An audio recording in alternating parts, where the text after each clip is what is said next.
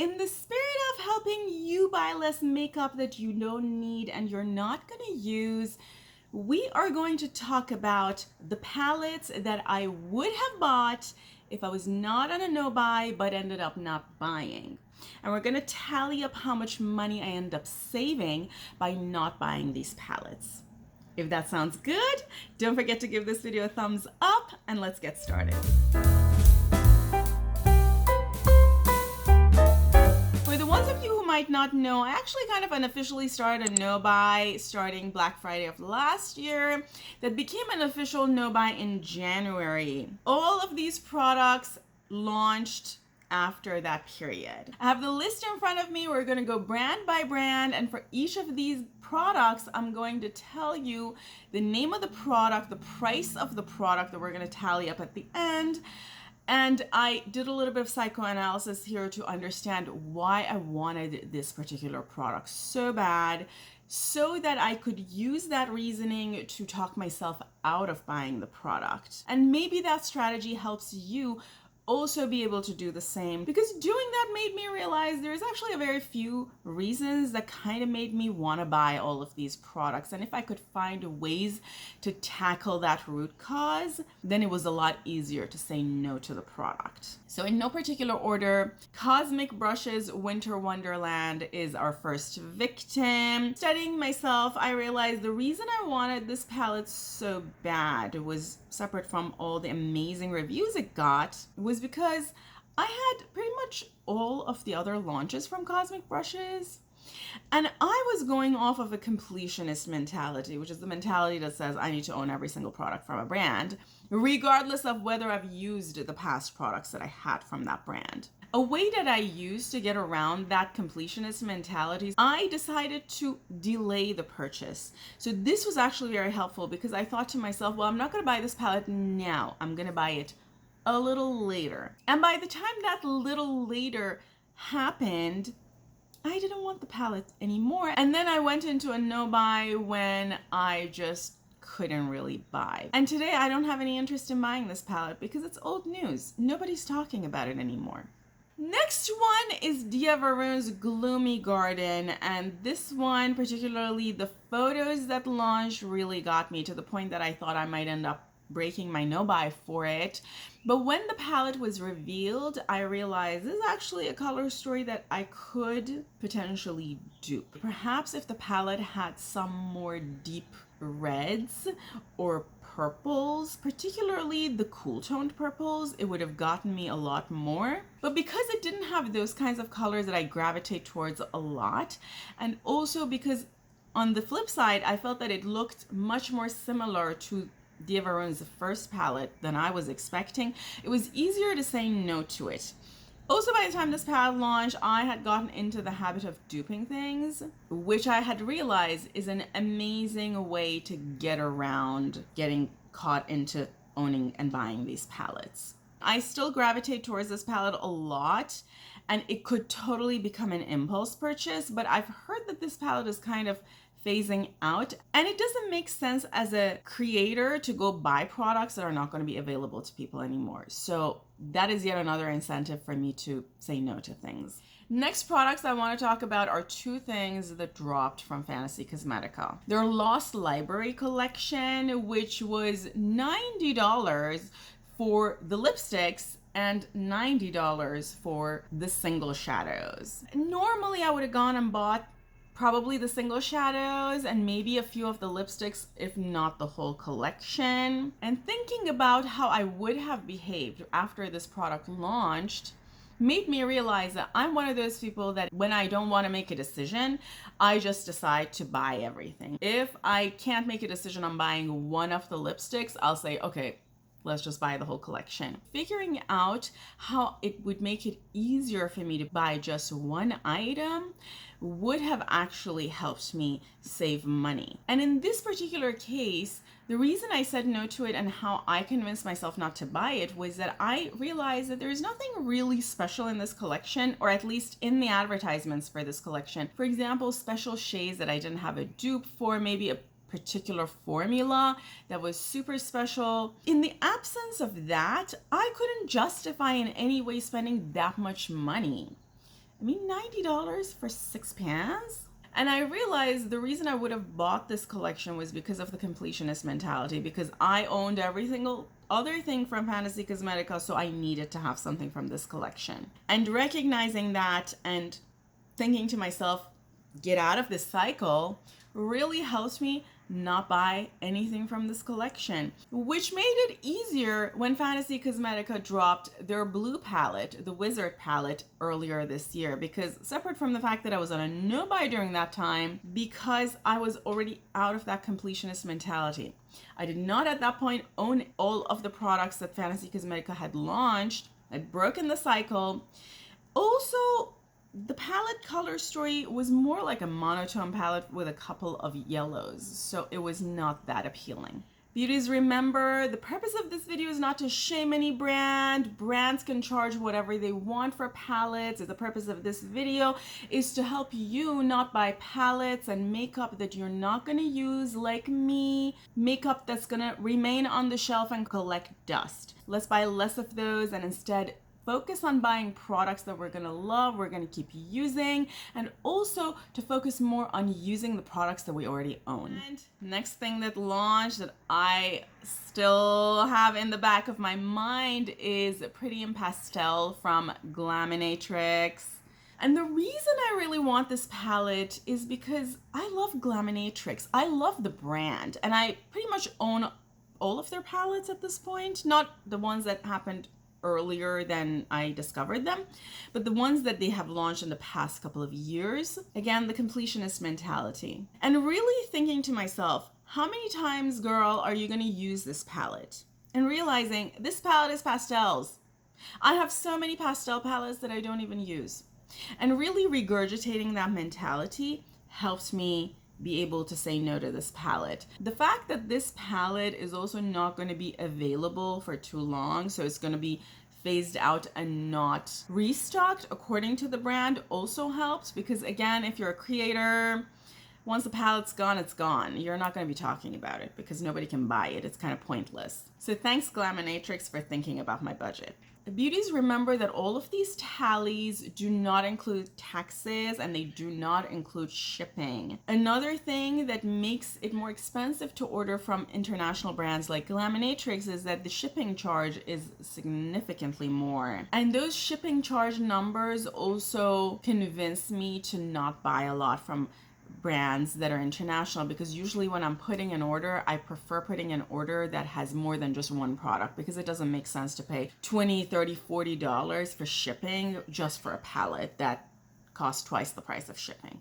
The next thing I want to talk about, beauties, is the Beautylish Lucky Bag, which came out end of the year. And beauties, although I'm not for lucky bags, I'm not for mystery boxes, I have a video about this, you guys gotta watch that to know my thoughts, they still get me every single time. I still, in the back of my head, hope to get the items that I want in a lucky bag, and it has never happened. I have not had a single luck with lucky bags.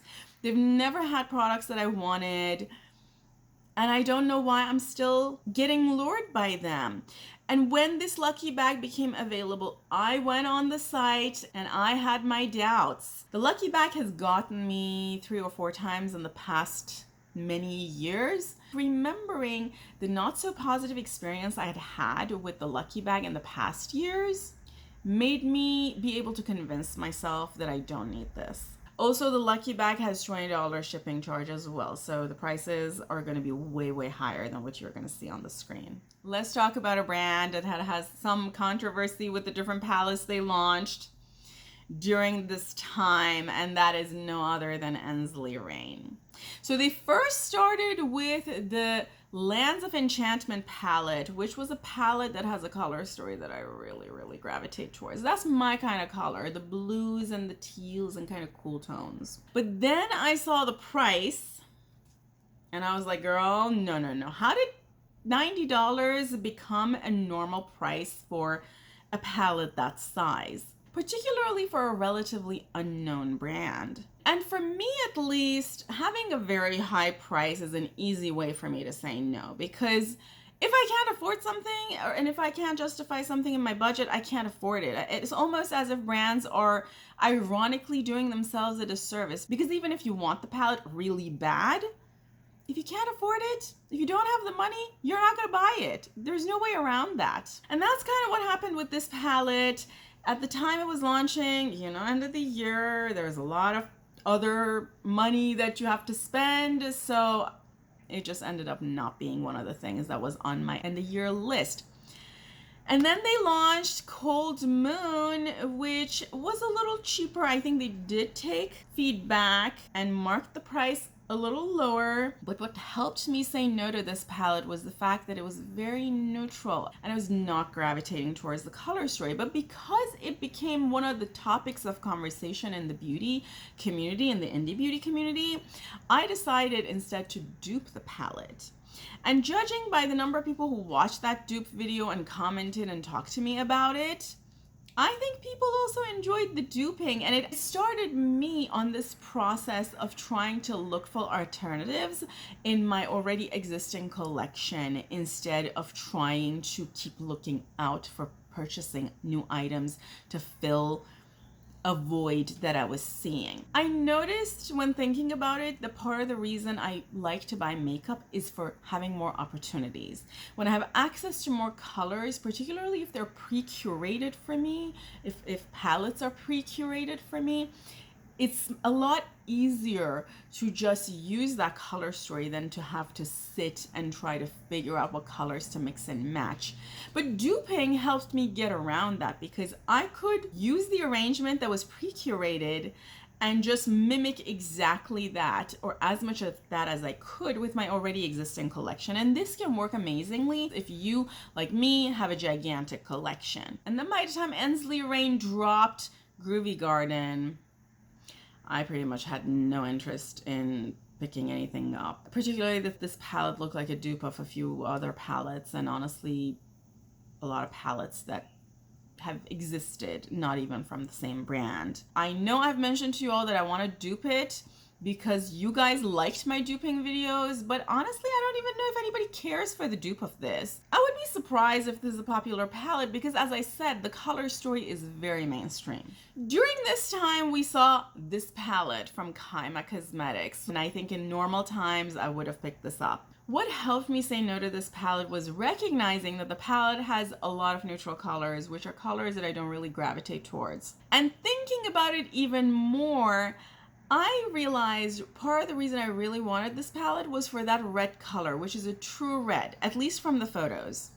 And true red is not a color you find very often. In fact, I don't think I have a lot of true reds in my collection. But what helped me get around it was that, first of all, I'm not going to go buy a palette just for one color. Second, pretty much all the photos you're going to see on social media has been altered in some way. Most of these pans are not going to look that color, so you can't really trust that the colors that you see on Instagram are going to be what you're going to get when you order something. Also, beauties, when this palette came out, for a brand that nobody had ever talked about, having a palette be $61, I was not going to go buy it for that because I didn't even know what the quality was going to be like. Let's talk about Terramons because they were super active during this period. They launched 3 palettes: Space Chemistry, Solar and Lunar versions of Lovers on the Sun, and 3 singles collection for spring, for winter solstice, and for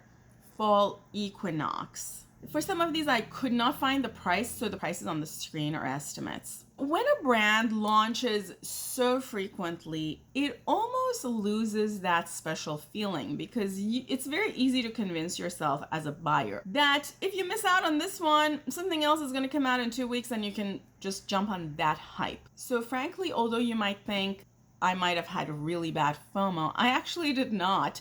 It was probably one of the easier brands to say no to because they were just constantly launching things and I was not feeling like I'm missing out anymore. Also, Terramons' singles can be very similar, so I don't think you need every single thing that they launch. From every collection that they launch, maybe having 3 or 4 colors is it. You're not going to need everything. And the other thing that's actually great about Terramones is that they don't launch things that are limited edition or are going to only be available for a period of time. So you know that if you miss out on buying this at launch and you still want it, you can create a list and buy items during their sale. And it was kind of the same way for me as far as Shine by ST is concerned, because they also had quite a few releases.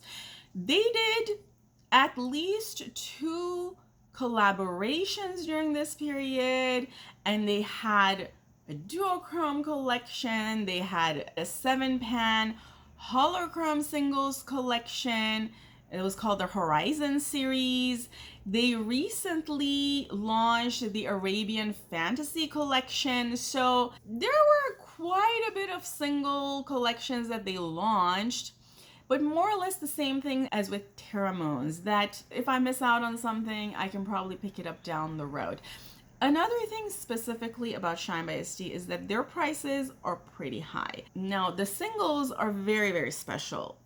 You're probably not going to be able to pick singles similar to Shine by ST singles in other brands, but I can't afford $20+ for a single. So I have to buy from sales. So at this point in time, if I can't pick something up from a sale because the brand is going to phase something out before they have a sale on it, it's a lost opportunity. I'm not going to pick up anything from that collection, and I actually don't feel so bad about it. I'm also not super convinced that for limited time collections, brands actually put a lot of time and energy in developing products. Think about it. Why would they spend a lot of resources when a particular palette or a particular product is just going to be around for a short period of time and probably not going to be purchased by a lot of people? Let's talk about Simply Posh, because they launched or relaunched 2 of their palettes, Cozy Cabin and Aurora Lights.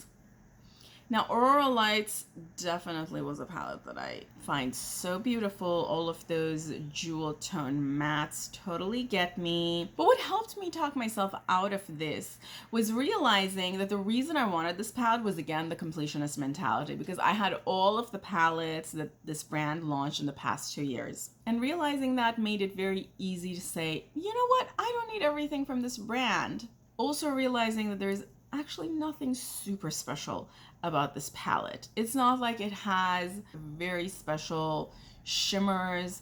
It's not like it has matte colors that I can't find anywhere else. Also, I didn't know if I wanted to pay that price for either of these palettes, although the price wasn't super high compared to a lot of the other palettes we're talking about. Putting it in that perspective made it a lot easier for me to say no. Let's talk about one of the harder palettes to say no to, and I'm talking about Blend Bunny's Machina.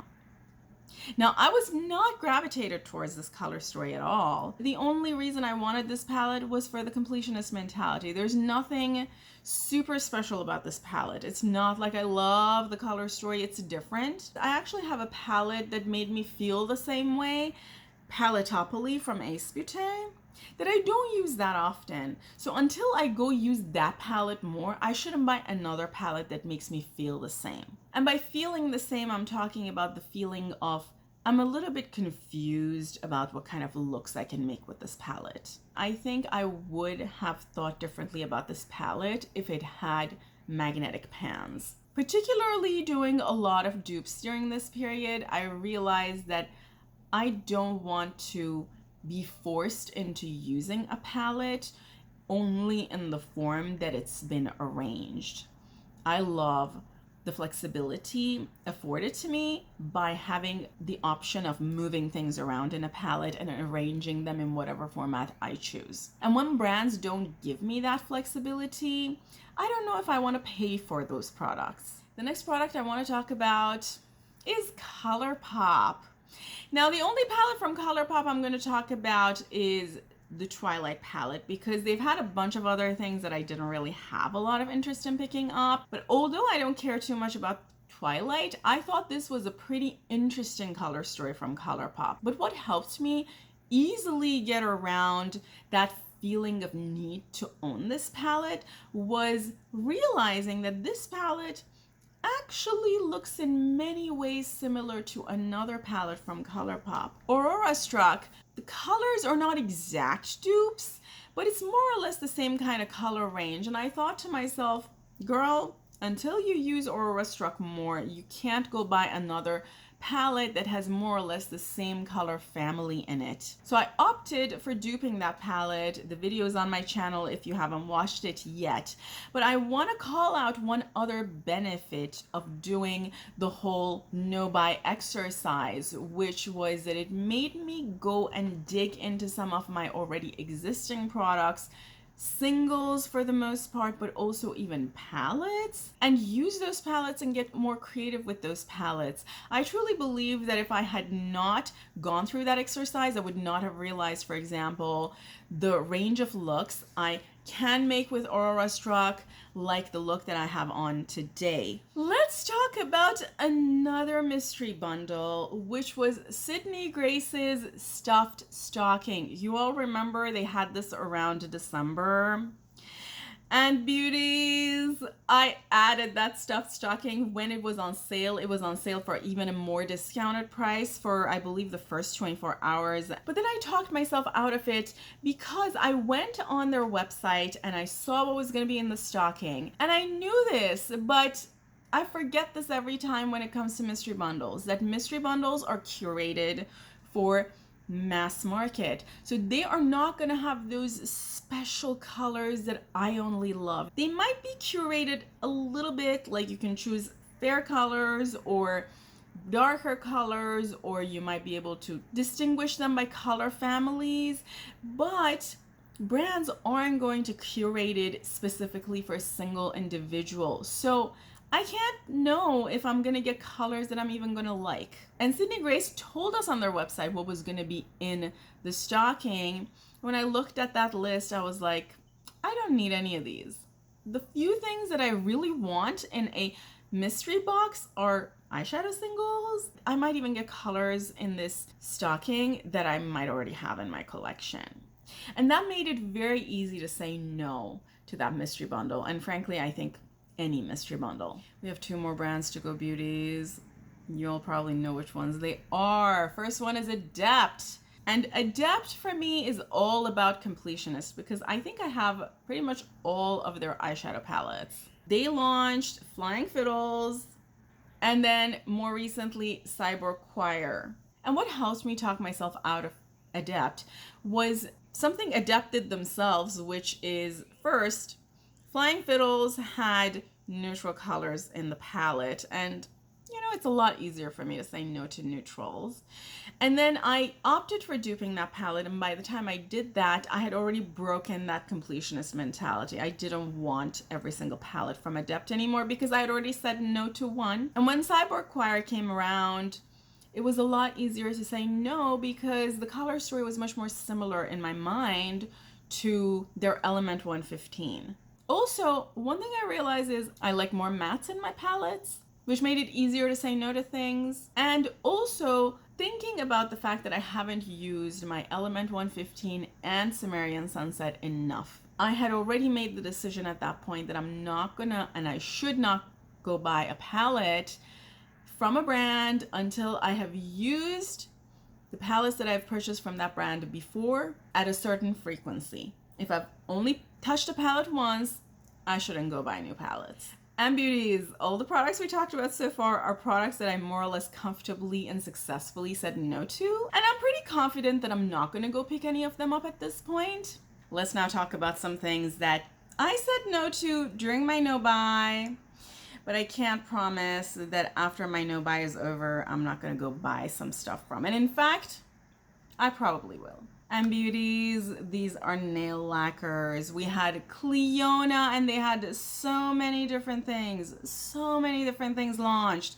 They launched their Chroma Slick formula. They launched the Slick Time formula bundle, Cosmic Mishaps, the Mixology Saison d'Amour for the spring season, and most recently they launched the Stained Glass Collection Extension nail lacquers. And separate from Cleona, there were other brands we talked about. We talked about Mooncat. We talked about Cadillacer. I'm pretty sure that I will pick something from these brands up after my no buy is over, particularly because when it comes to nail lacquers, there's no expiration date. I have nail lacquers from 20 years ago that I still use, and if they dry up, you can still revive them. So it's a lot harder to talk myself out of them. And if you have a strategy to talk yourself out of buying things like this, share it with the rest of us in the comments below. Beauties, the tally's on the screen, and I know some of you would say, you weren't gonna buy every single one of these items. Fair point, but even if I bought 70% of these, which is very, very likely, knowing my history, you all have seen my declutter videos, or even 50%, which is also a very likely percentage that I could have spent, it would still easily come up to $1,000. And in fact, remember, these prices do not include taxes and shipping, which could easily drive it even up higher. So I really hope that this video is incentivizing you to try to say no to some of the makeup that you do not need. If you like this video, I do have a playlist where I talk about my no-buy journey. Maybe that helps you if you're thinking about a no-buy or just for entertainment purposes. You should see that playlist on the screen. I love you all. If you enjoyed this video, don't forget to give it a thumbs up. Have an amazing day, and until next time, bye.